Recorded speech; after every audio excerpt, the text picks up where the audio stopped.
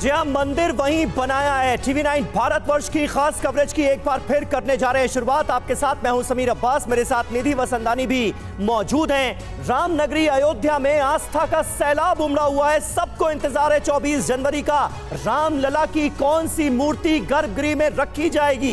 वो होगी श्वेत या फिर श्याम? आज इस पर हम करने जा रहे हैं बात और बेहद खास जानकारियां आपको देने जा रहे हैं। अयोध्या में रामलला की प्राण प्रतिष्ठा की घड़ी करीब आ रही है। राम भक्तों का इंतजार खत्म होने वाला है। ऐसे में हर कोई रामलला के पहले दर्शन करना चाहता है और उनका स्वरूप देखना चाहता है। ऐसे में सबसे बड़ा सवाल जो एक एक राम भक्त के मन में इस वक्त चल रहा है वो है कि आखिर रामलला की कौन सी मूर्ति भव्य राम मंदिर में विराजमान होगी? रामलला किस स्वरूप में यहां पर विराजेंगे, श्वेत या श्याम? जी हाँ, और ये सवाल आज और भी अहम हो गया है कि आज प्राण प्रतिष्ठा के लिए कोई एक मूर्ति चुन ली जाएगी और वो मूर्ति कौन सी होगी? विशेष आचार्य और राम मंदिर से जुड़े एक्सपर्ट से इसकी प्रक्रिया और आधार को भी हम समझने की कोशिश करेंगे और इसके साथ ही अयोध्या की हर अपडेट आप तक पहुंचाएंगे। सीधे ग्राउंड जीरो से आपको दिखाएंगे एक्सक्लूसिव रिपोर्ट। शुरुआत इस वक्त के बड़े अपडेट के साथ करते हैं। बड़ी खबर यह है कि 3 मूर्तियों में आज एक मूर्ति का चयन किया जाएगा, इसका चुनाव होगा और इसी पर ही सबकी निगाहें हैं। रामलला की श्वेत मूर्ति या फिर श्याम वर्ण की मूर्ति, दोनों में से कौन सी मूर्ति होगी? और इसीलिए 3 शिल्पकारों ने मूर्तियां जो बनाई हैं उस पर फैसला किया जाएगा। मंदिर ट्रस्ट मूर्ति पर आज फैसला लेगा।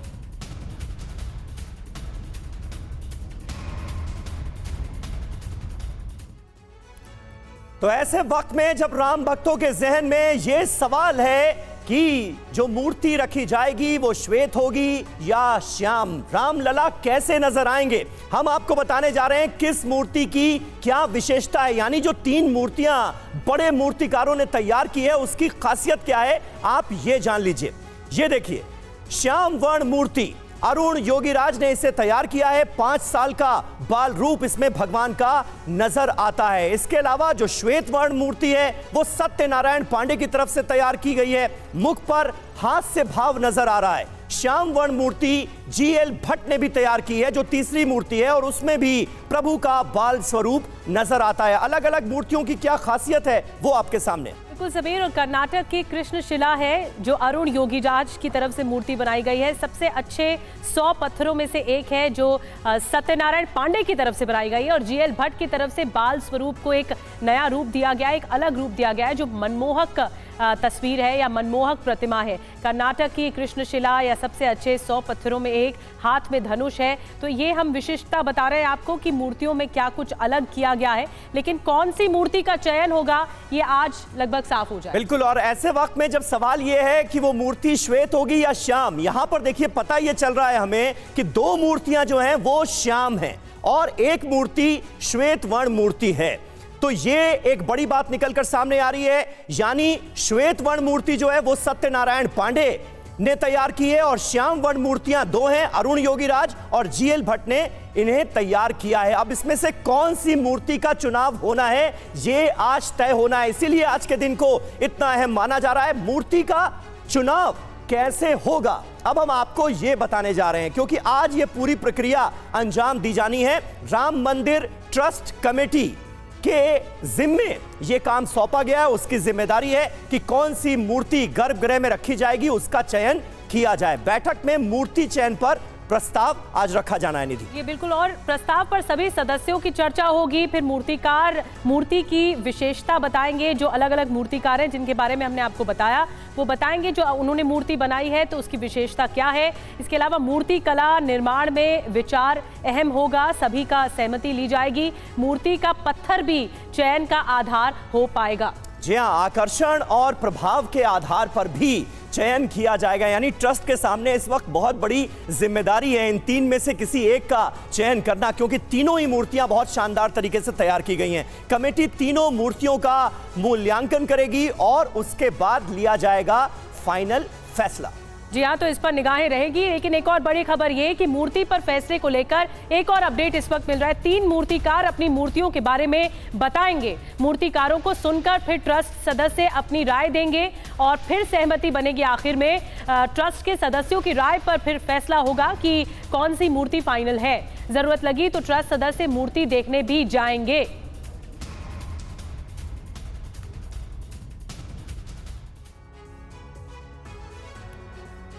तो देखिए, आज इंतजार का दिन है। थोड़ी देर में जब फैसला हमारे सामने होगा, उस घड़ी का इंतजार हर कोई कर रहा है। रामलला की मूर्ति की विशेषता आपको बताने जा रहे हैं। देखिए, 12 इंच के कमल दल पर रामलला की मूर्ति को स्थापित किया जाएगा। ये आपको बता दें, 5 साल के बालक की कोमलता इस मूर्ति में प्रतिबिंबित हो, नजर आए, इसकी पूरी तैयारी की गई है। श्री राम की छवि और सुंदरता दिखे, ये कोशिश की गई है। खड़ी मुद्रा में होगी प्रभु की मूर्ति, यह भी जानकारी सामने आई है। बिल्कुल, और भगवान की मूर्ति दीर्घकालिक हो, यह भी ध्यान रखा गया है। पत्थर लंबे समय तक खराब ना हो, इस बात का भी ध्यान रखा गया है।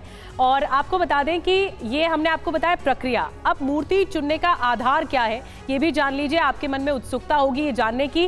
बालपन की दरअसल झलक इसमें होनी चाहिए, ये आधार रखा गया। एक बेसलाइन रखी गई है जिसमें सौंदर्य, आकर्षण, रचनात्मक डिजाइन, विचार की गहराई कि किस विचार के साथ आगे बढ़ रहे हैं, पत्थर की गुणवत्ता, उसकी क्वालिटी, मूर्ति की आयु, मूर्तिकार की प्रतिष्ठा। देखिए, ये पॉइंटर्स हैं जो बताते हैं कि मूर्ति चुनने का समीर आधार क्या होगा, क्या रखा गया है कि इसी आधार पर चुना जाएगा। बिल्कुल, वो आधार हमने अपने दर्शकों के सामने रखे। कुछ खास मेहमान हमारे साथ मौजूद हैं। प्रेम भूषण जी महाराज श्री राम कथावाचक हैं, वो हमारे साथ जुड़ेंगे। प्रोफेसर देवेंद्र प्रसाद मिश्र वेद विभाग के श्री लाल बहादुर शास्त्री राष्ट्रीय संस्कृत विश्वविद्यालय के इस वक्त हमारे साथ स्टूडियो में ही मौजूद हैं। उनका हम रुख करेंगे। हमारे 2 संवाददाता इस वक्त हमारे साथ नजर आ रहे हैं, कुमार कुंदन और पंकज झा, रामनगरी अयोध्या से।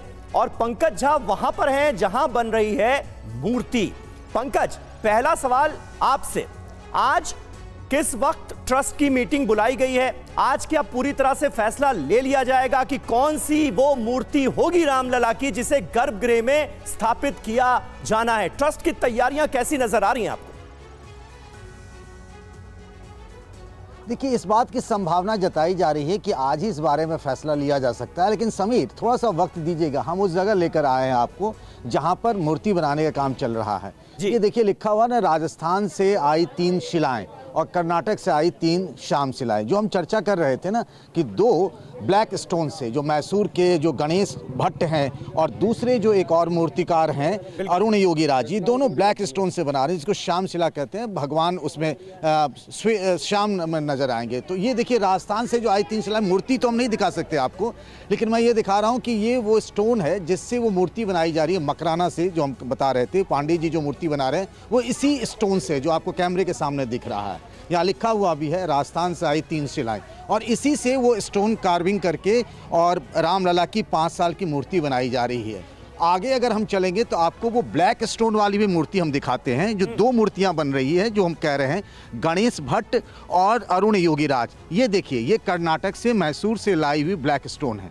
मूर्ति तो बिल्कुल गोपनीय तरीके से बनाई जा रही है, लेकिन वो पत्थर है, इन्हीं पत्थरों से मूर्ति बनाई जा रही है। इस रंग से आप अंदाजा लगा सकते हैं कि भगवान राम की मूर्ति कैसी होगी। इसीलिए हम आपको इस जगह पर लेकर के आए कि थोड़ा सा आपको फील मिल जाए। मूर्ति तो जब आएगी, फैसला करेगा ट्रस्ट, तब की बात है, लेकिन थोड़ा सा एक आपको अंदाजा लग सकता है कि उनका रंग कैसा होगा अगर भगवान राम जिसकी पूजा लोग करेंगे 22 जनवरी को प्राण प्रतिष्ठा के बाद से। इसीलिए हम इस वर्कशॉप में लाए हैं। आगे हम आपको नहीं दिखा सकते हैं क्योंकि वो बैंड है, उसको आगे कैमरा ले जाना कोशिश करने पे। एक बात और आपसे जानना चाहेंगे कि क्या अगर जरूरत पड़ी तो ट्रस्ट के मेंबर्स देखने भी आएंगे? जी हाँ, ये संभावना जताई जा रही है। देखिए, प्रेजेंटेशन तीनों मूर्तियों को लेकर के हम आप दिखाते रहेंगे आपको तब तक बिटवीन स्टोन की संभावना जताई जा रही है। प्रेजेंटेशन तो पहले ही तीनों मूर्तिकारों ने दिया है कि उनकी मूर्ति में क्या क्या खासियत होगी, लेकिन बनने के बाद उसका क्या स्वरूप है, कैसे लग रहे हैं, उसको फाइनल करने के लिए हो सकता है कि ट्रस्ट के 2-3 मेंबर जो हैं वो आएँ और तीनों जगहों पर जो अलग अलग बन रही है मूर्तियाँ, उनको एक झलक देखें और उसके बाद ये फैसला करें कि आखिर कौन सी वो मूर्ति होगी रामलला की जिसको गर्भगृह में स्थापित किया जाएगा। बने रहिएगा आप पंकज हमारे साथ, बहुत महत्वपूर्ण जानकारियां तस्वीरों के साथ आपने हमारे दर्शकों को दी। हमारे साथ इस स्टूडियो में इस वक्त प्रोफेसर देवेंद्र प्रसाद मिश्रा मौजूद हैं। प्रोफेसर मिश्रा, क्योंकि यहां पर जिक्र हो रहा है भगवान राम के स्वरूप का, रामलला के रंग का, वो श्वेत है या श्याम है, हमारे जो धार्मिक ग्रंथ हैं खास करके जो रामचरितमानस है उसमें रामलला का कैसा स्वरूप वर्णन किया गया है जिसके आधार पर जाहिर है ट्रस्ट आज ये फैसला लेगा कि जो मूर्ति गर्भगृह में रखी जानी है वो श्वेत होगी या श्याम? क्या जानकारी आप दे सकते हैं? नमोस्तु रामाय सलक्ष्मणाय देव्यै च तस्यै जनकात्मजायै नमोस्तु रुद्रेन्द्रयमानिलेभ्यो नमोस्तु चंद्रार्कमरुद्गणेभ्यः। इक्ष्वाकुलभूषण दशरथ नंदन श्री राम के स्वरूप का जो वर्णन गोस्वामी तुलसीदास जी रामचरितमानस में करते हैं जी, तो वहाँ लिखते हैं नील सरोरुह नीलमणि नील नीरधर श्याम लाजहि तन शोभा निरखी कोटि कोटि सतकाम। उनका जो वर्ण है श्याम वर्ण है। यही बात भगवान वेदव्यास भी लिखते हैं शांताकारम भुजगशयनम पद्मनाभम सुरेशम विश्वाधारम गगन सदृशम मेघवर्णम शुभांगम। उनका जो वर्ण है, यहाँ मर्यादा पुरुषोत्तम श्री राम विशेष हैं, उनका जो विशेषण बताते हैं भगवान वेदव्यास, भगवान वाल्मीकि और मानस में गोस्वामी तुलसीदास जी वो श्याम बताते हैं, मेघ के समान बताते हैं, दूर्वा के समान बताते हैं। तो नील सरोरुह नीलमणि नील नीरधर श्याम, नील कमल के समान है, नील मणि के समान है उनका स्वरूप, और नील नीरधर श्याम नील गगन के सदृश मर्यादा पुरुषोत्तम श्री राम का स्वरूप है। लाजहि तन शोभा निरखी कोटि कोटि सतकाम। करोड़ों करोड़ों कामदेव भी उनके स्वरूप को देख करके लज्जित हो जाते हैं। यही बात राक्षस राज रावण ने भी कहा था जब कुंभकर्ण ने रावण ने कुंभकर्ण को जगाया और कारण पूछा कुंभकर्ण ने युद्ध का, तो उन्होंने बताया कि सीता का हरण किया हमने और उसके कारण चक्रवर्ती जो सम्राट हैं महाराज राम, उन्होंने आक्रमण किया है लंका पर। तो वहाँ पर रावण से पूछता है कुंभकर्ण कि जिस कामना से आपने हरण किया था भगवती सीता का, तो क्या उसमें आप कामयाब हो गए आपने अपने संकल्प में? वहाँ रावण कहता है कि नहीं नहीं, वह सीता तो महान पतिव्रता है और वो उस सीता की तो बात ही क्या करें, वह राम भी इतना महान है कि यावत ध्यायामि राम रूप मौलम दूर्वा दलश्यामलम तुच्छम ब्रह्म पदम परम परवधु संग प्रसंगा कुता। जब मैं उस राम का ध्यान करता हूं तो उस समय तुच्छम ब्रह्म पदम, ब्रह्म का पद भी तुच्छ के समान प्रतीत होता है। यावत ध्यायामि राम रूप मवलम दूर्वा दल श्यामलम, दूर्वा दल के समान श्याम। बहुत अच्छे से आपने भगवान राम के स्वरूप का वर्णन किया है। प्रोफेसर साहब बने रहिएगा, बहुत अहम बातें आप कह रहे हैं। इस बीच हम उन शिल्पकारों की भी बात कर लेते हैं, मूर्तिकारों की भी बात कर लेते हैं जिन्होंने इस मूर्ति को बनाया है। अरुण योगीराज, ये जो शिल्पी हैं इनको जरा आप जानिए, ये कौन है जिन्होंने इस मूर्ति का निर्माण किया है? 3 मूर्तियां बनाई गई हैं, उनमें से एक अरुण योगीराज ने बनाई है। ये मैसूर के मूर्तिकार हैं। रामलला की जो श्याम मूर्ति है वो इन्होंने बनाई है। 5 साल के रामलला के बाल रूप को दर्शाया गया है। 5 साल के एक बच्चे के चेहरे पर जो कोमलता होती है वो लाने की कोशिश की गई है। 51 इंच लंबी ये मूर्ति है। 6 महीने इसे बनाने में लगे। जी हाँ, और जैसा समीर आप बता रहे हैं, और श्वेत बाल रूपी ये मूर्ति है। हाथ में धनुष है भगवान राम के, रामलला के, और तीर भी है। 2008 में नौकरी छोड़कर मूर्ति बनाने के काम में ये जुट गए। 5 पीढ़ी से परिवार मूर्ति बनाने के काम में लगा हुआ है। खुद 1000 से ज्यादा मूर्ति अब तक बना चुके हैं, तो इसीलिए ये स्पेशल है। केदारनाथ में आदि शंकराचार्य की मूर्ति इन्होंने बनाई। इंडिया गेट पर स्थापित नेताजी की भी मूर्ति इन्होंने ही बनाई। काम को लेकर कई बार प्रधानमंत्री ने इनकी तारीफ भी की है। तो देखिए, 2 ब्लैक स्टोन से बनी हुई मूर्तियां हैं, यानी जो श्याम रंग है और एक श्वेत रंग है। तो अब चयन होना है, चुनाव होना है। सभी के मन में क्यूरियोसिटी है, ये उत्सुकता है कि कौन सी मूर्ति का चयन होगा। लेकिन इस बीच पंकज जी ने हमें काफ़ी दिलचस्प जानकारी दी कि जहां पर मूर्ति बनाई गई है वहां से तस्वीरें दिखाई। कुमार कुंदन के पास हम चलेंगे, जो अयोध्या एयरपोर्ट का काम चल रहा है, वहां पर सुंदरता का, सौंदर्यीकरण का काम चल रहा है, वो कैसा चल रहा है? Kumar, over to you. वहां से तस्वीरें दिखाइए, किस तरह की भव्यता देखने को मिल रही है? निधि, मैं आपको अयोध्या एयरपोर्ट के सामने की तस्वीर दिखा रहा हूं। चूंकि रिहर्सल चल रहा है, कल पीएम आने वाले हैं और आने से पहले जो सिक्योरिटी ड्रिल वगैरह होता है वो सब चल रहा है और एसपीजी से लेकर तमाम तरह के आला अधिकारी यहां पे डेरा डाले हुए हैं। इसी गेट नंबर 3 से प्रधानमंत्री निकलेंगे और आप देखिए पुलिस की बड़ी बड़ी गाड़ियाँ और लंबी लंबी गाड़ियाँ, इसके अलावा आला अधिकारियों की टीम यहाँ पे नजर गड़ाए हुए है। लेकिन इन सब के बीच यहाँ पे आम लोग भी हैं जो मोदी जी के स्वागत करने के लिए जुटे हैं। क्या गाएंगे कल जब मोदी जी आएंगे तब आप? हमारे श्रीमान मोदी जी, श्रीमान योगी जी को हम स्वागत गीत लिखा है, बहुत सुंदर लिखा है और आशा करता हूं कि हमारे घर पे आवें और हमारे घर की शोभा बढ़ाएं और गरीब के घर आएं। अरे स्वागतम स्वागतम स्वागतम स्वागतम, आपका स्वागतम स्वागतम स्वागतम स्वागतम स्वागतम स्वागतम स्वागतम। प्यारा पावन सुहावन समय आज है, प्यारा पावन सुहावन समय आज है। ऐसा संत महान संत सीएम पीएम को दुनिया को नाज है। स्वागतम स्वागतम स्वागतम स्वागतम। आप आए अयोध्या जी, खुशी मिल गई, दिव्य दर्शन से सारा कली खिल गई। आप आए अयोध्या, खुशी मिल गई, दिव्य दर्शन से सारा कली खिल गई।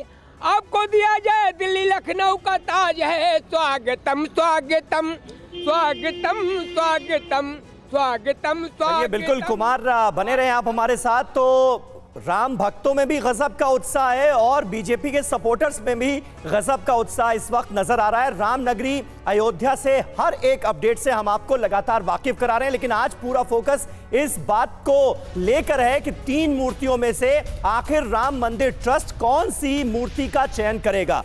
जानकारी ये मिल रही है, बड़ी खबर ये मिल रही है कि मूर्ति पर थोड़ी देर में मंदिर ट्रस्ट की बैठक होने जा रही है। ये अहम जानकारी सामने आ रही है। आज इस बैठक का हर कोई इंतजार कर रहा है, क्योंकि इसी में ये माना जा रहा है कि फाइनल मुहर लगेगी कि कौन सी मूर्ति का चयन किया जाएगा। सुबह 10 बजे मंदिर ट्रस्ट की बैठक होनी थी, अब ये जानकारी मिल रही है कि थोड़ी देर में बैठक शुरू होगी। यह मूर्ति पर फैसले को लेकर एक बड़ा अपडेट इस वक्त मिल रहा है। अभी अभी खबर आई है, संभव हुआ तो मूर्ति देखेंगे ट्रस्ट के सदस्य, ट्रस्ट के मेंबर्स, ये सूत्र बता रहे हैं हमारे। और सूत्रों के हवाले से जानकारी मिल रही है कि जब आम सहमति बन जाएगी सभी ट्रस्ट के मेंबर्स में, हो सकता है जरूरत पड़ने पर मूर्ति देखने जाएंगे। और पंकज इसकी और ज्यादा जानकारी डिटेल में दे रहे हैं। पंकज जी, क्या जानकारी मिल रही है? क्या आज ही देखने जाएंगे ट्रस्ट के जो सदस्य हैं वो मूर्ति? क्या आम सहमति बन पाएगी और फिर देखने जाया जाएगा साइट पर जहां पर बन रही है मूर्तियां?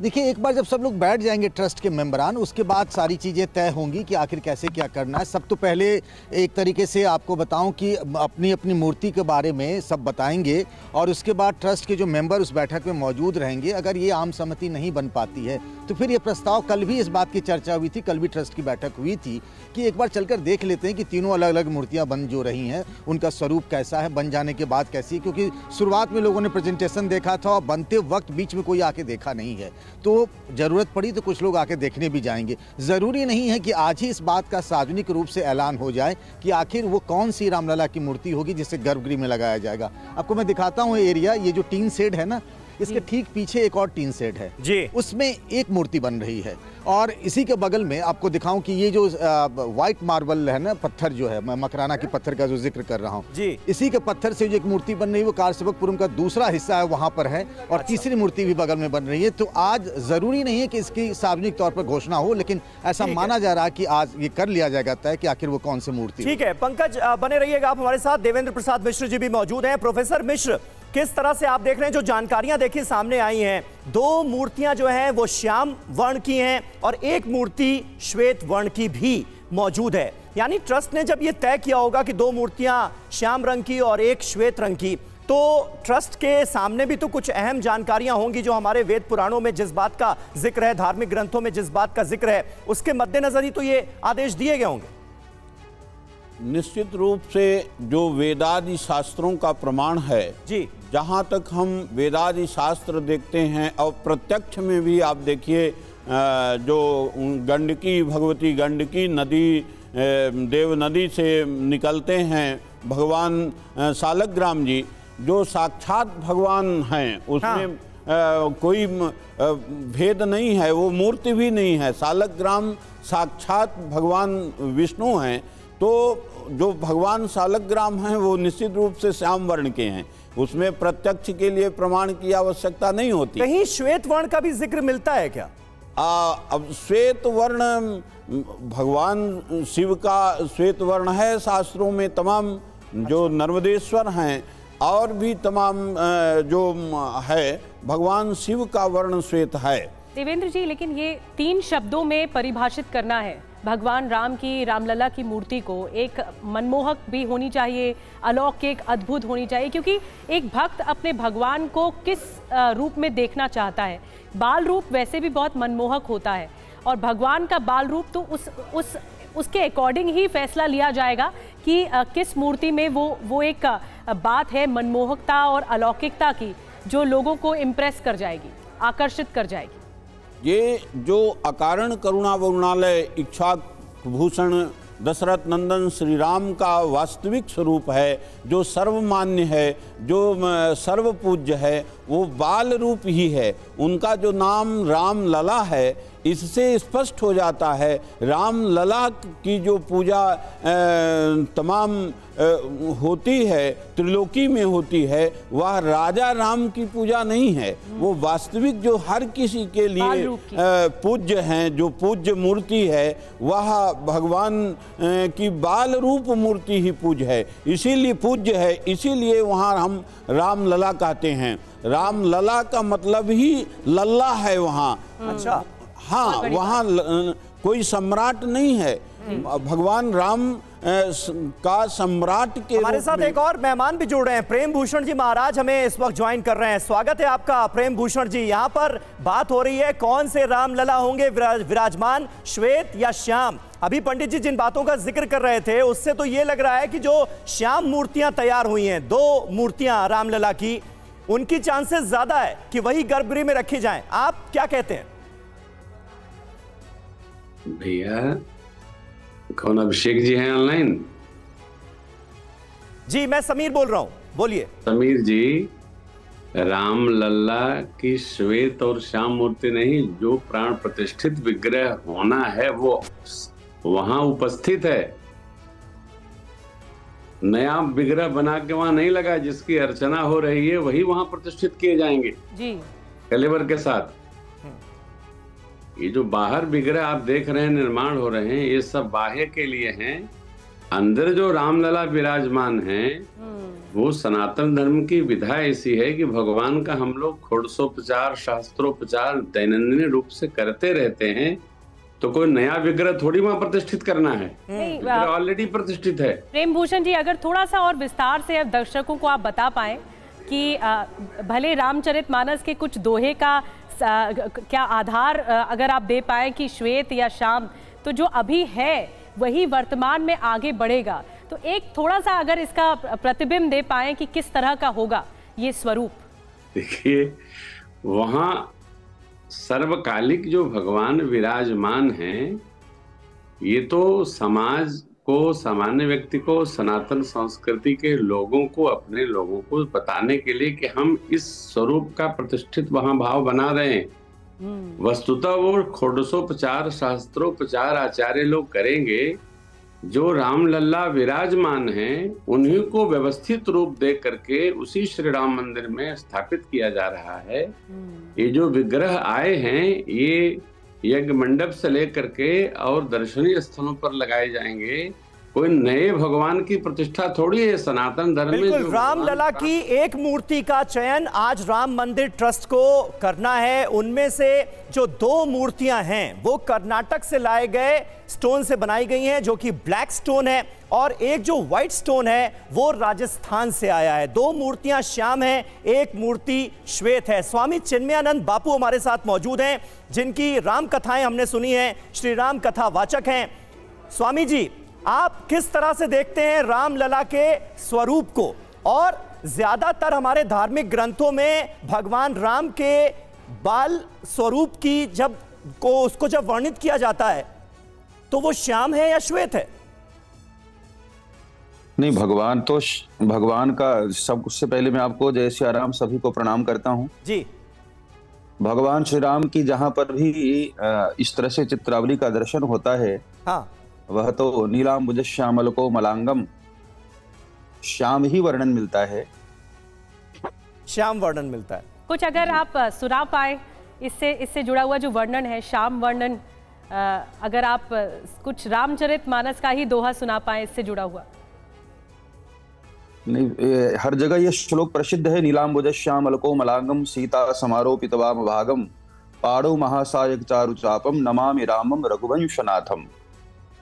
तो भगवान के स्वरूप का जहां पर भी वर्णन मिलता है, श्याम ही कहीं कहीं अतिशि पुष्प संकास्तम, अतिशि के समान श्याम वर्ण भगवान का ऐसा सुंदर स्वरूप वर्णन मिलता है। कहीं ऐसा भी है कि श्वेत वर्ण का भी जिक्र आया है?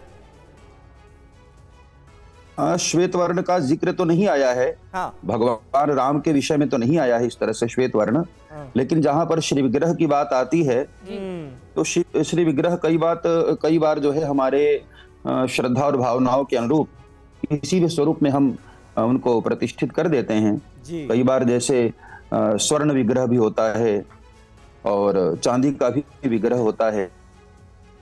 ठीक, तो विग्रहों का जो रंग होता है उस अनुसार ही।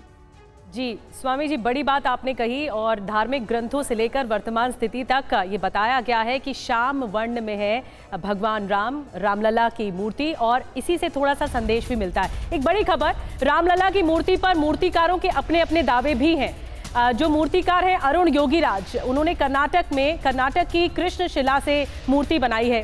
फिर श्वेत मूर्ति पर जो मूर्तिकार है सत्यनारायण पांडे का ये दावा है कि सबसे अच्छे 100 में से एक पत्थर को चुना गया है और उससे मूर्ति बनाई गई है, उससे प्रतिमा बनाई गई है। ये सत्यनारायण पांडे का कहना है, जो एक और मूर्तिकार है, एक और शिल्पकार है, और उनकी तरफ से ये दावे किए जा रहे हैं। और देवेंद्र जी, मैं आपके पास आ रही हूँ। ये जो दावे किए जा रहे हैं मूर्तिकारों की तरफ से, देखिए एक शिल्पकार ये रचना रचता है और कि जिस तरह से जब वो मूर्ति पर उकेरता है तमाम चीज़ें, वो ये बहुत ध्यान में रखता है कि उसकी अद्भुतता, उसकी अलौकिकता बनी रहे, और इसीलिए ये दावा भी किया जा रहा है, आप जैसा सुन रहे हैं शिल्पीकारों का। जी, असल में रामो विग्रहवान धर्मः, राम धर्म के साक्षात विग्रह हैं, और राम का जो अवतार है ये 7वां अवतार है और साक्षात भगवान विष्णु का अवतार है। तो वहाँ जो शास्त्रकार कहते हैं कि मनुष्यवत देवता विधानम, और वेद आदि श्रुतियाँ, तमाम श्रुतियाँ भी कहती हैं कि जैसे मनुष्य के हाथ पैर मुख आयुध आदि का वर्णन है, उसी प्रकार से देवताओं का भी वर्णन है। तो हम ये एकदम से ये कह नहीं सकते कि मतलब कोई यदि श्वेत वर्ण का की मूर्ति का निर्माण किया है तो अशास्त्रीय है। अशास्त्रीय तो हम नहीं कह सकते, इसलिए कि वह अपने अनुरूप मन के अनुरूप एक सुंदर प्रतिमा का निर्माण कर सकता है। और शास्त्र में यह विधान है कि अस्मापियाति देवत्वम महद्भी सुप्रतिष्ठितम। क्या बात है। प्रेम भूषण जी महाराज भी हमारे साथ मौजूद हैं। प्रेम भूषण जी, खास तौर पर यहाँ पर श्याम वर्ण का जिक्र बार बार हो रहा है, रामलला के स्वरूप का जिक्र बार बार हो रहा है। किस तरह का स्वरूप है, कैसे दिखते हैं रामलला? क्या हमारे धार्मिक ग्रंथों में उनके स्वरूप का, उनके रूप का वर्णन किया गया है? जरा बताएं हमारे दर्शकों को। समीर जी, भगवान का जो सहज स्वरूप है वो है नील सरोरुह नीलमणि जी। नील नीर धर श्याम लाजहि तन शोभा निरखि कोट कोट सतकाम। श्रद्धेय मनु शतरूपा जी को जो भगवान ने पावन दर्शन दिया नैमिषारण्य में तपस्या के पश्चात, वो नील सरोरु यानी नील कमल के समान उनका स्वरूप है। नीलाकाश जो होता है उसमें जो जल की गांभीर्य भाव भूमि होती है, उस प्रकार भगवान ने दर्शन दिए। भगवान का सहज स्वरूप है। अभी आचार्य श्री पांडे जी बोल रहे थे, वो शास्त्र की व्यवहार की बातें हैं जो शास्त्र में वर्णित है। और जैसा कि आपने कहा कि कोई भी भक्त के हृदय में भाव आ जाए वो ठीक है, परंतु भगवान का जो स्वरूप है नील सरोरुह नील मणि, मणि देखा है नीली वाली आपने, जो चमक होती है भगवान का वो देदीप्यमान चमक है जी। करोड़ों करोड़ों कामदेव लज्जित हो जाए ऐसी भगवान की दिव्य आभा है। तो जहां भी भगवान है, देखिए अयोध्या जी में भगवान श्वेत भी हैं, श्याम भी हैं, वृंदावन में श्वेत श्याम हैं। सहजा स्वरूप भगवान का वो नीलाम्बुज है। अब नीलाम्बुज भगवान का लोग भगत लोग नहीं रखते। कनक भवन सरकार का भी, हमारे राम बल्लभा कुंज सरकार का भी, वैदेही कुंज का भी, सभी भगवान क्योंकि श्वेत पत्थर पर लोग बना करके पूजते हैं, लेकिन जब चित्त में परमात्मा आते हैं तो नील भाव में ही आते हैं, नील भाव में, नील स्वरूप में ही आते हैं जी। बहुत बड़ी बात और बहुत ही सुंदरता के साथ आपने इसकी व्याख्या की प्रेम भूषण जी, और बहुत बढ़िया तरीके से आपने समझाया। मैं उम्मीद करती हूँ दर्शक जो भी देख रहे हैं वो ये समझ पाएंगे कि जिस स्वरूप में रामलला है वो क्या है। और एक बड़ी खबर इस बीच और मिल रही है, TV9 भारतवर्ष पर राम मंदिर के जो मुख्य पुजारी सत्येंद्र दास, उनकी तरफ से कहा गया प्राण प्रतिष्ठा के दिन प्रधानमंत्री मोदी यजमान होंगे और प्रधानमंत्री लगाएंगे भगवान की आंखों में काजल। प्राण प्रतिष्ठा के दिन सोने के वस्त्र पहनेंगे रामलला।